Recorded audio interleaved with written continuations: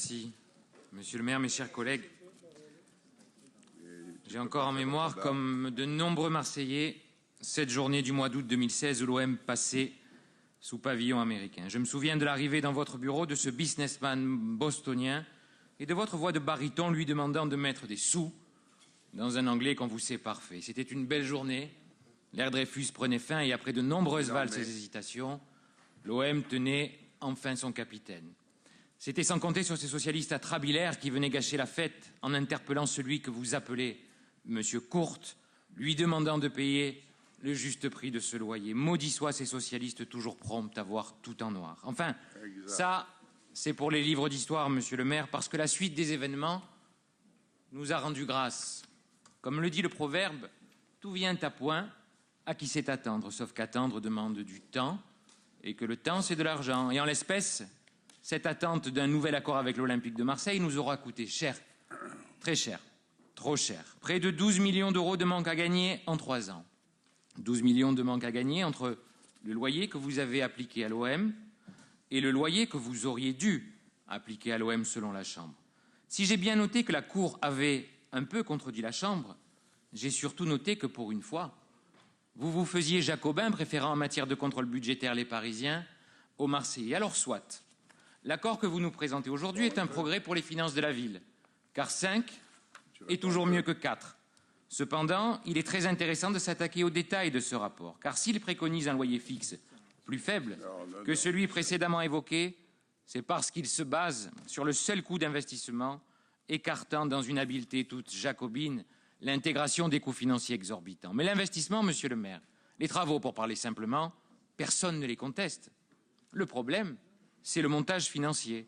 Et là, c'est le PPP, le partenariat perdant-perdant. Perdant pour les Marseillais, perdant pour l'Olympique de Marseille. Comme aurait pu le dire Gary Lineker, la finance, c'est un sport qui se joue à deux.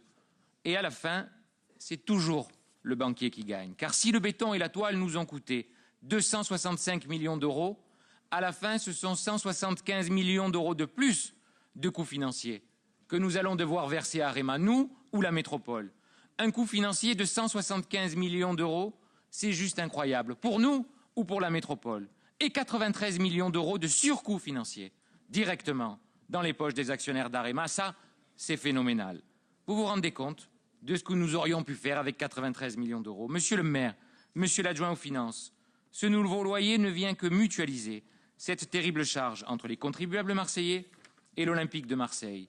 On se partage les pertes pendant qu'Arema se garde les bénéfices. Et je comprends l'OM, monsieur le maire. Je comprends ces dirigeants qui préféreraient acheter un grand attaquant ou former des minots plutôt que de le faire et plutôt que de payer les frais d'une mauvaise négociation avec Arema. Comme je comprends les Marseillais qui préféraient que la ville construise des piscines plutôt que de verser des dividendes à Arema. Je me souviens, monsieur le maire, de vos diatribes contre la vente du stade pour qu'il reste dans le giron municipal.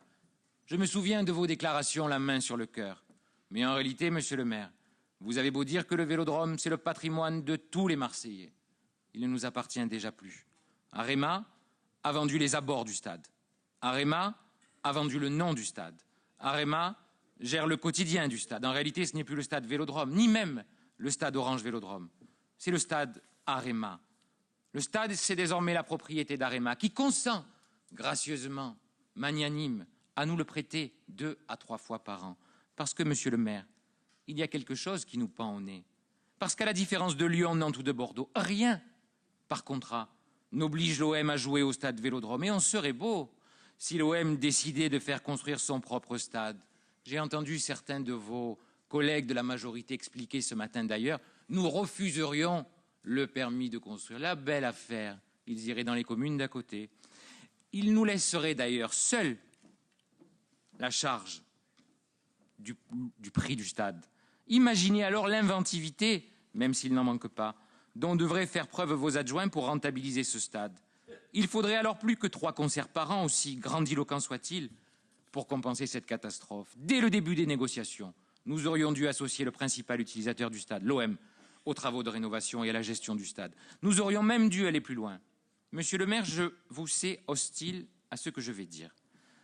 Ce que je vais dire, vous l'avez déjà balayé d'un revers de main électoral aux dernières élections municipales. C'est de vendre le stade à l'OM. C'est une mesure de bonne gestion, de bon sens, quitte à devoir laisser les clés du stade pour gérer son quotidien. Autant les laisser à l'Olympique de Marseille plutôt qu'à un consortium de banquiers et de bétonneurs. À l'heure de la modernisation des politiques publiques et de la recherche d'efficience budgétaire, nous aurions été mieux inspirés d'investir ces sommes dans les transports, l'éducation, plutôt que d'enrichir les actionnaires d'Arema. Alors, monsieur le maire, il est temps de réagir. Il est temps de mettre fin à cette gabegie en nous séparant de ce fardeau financier.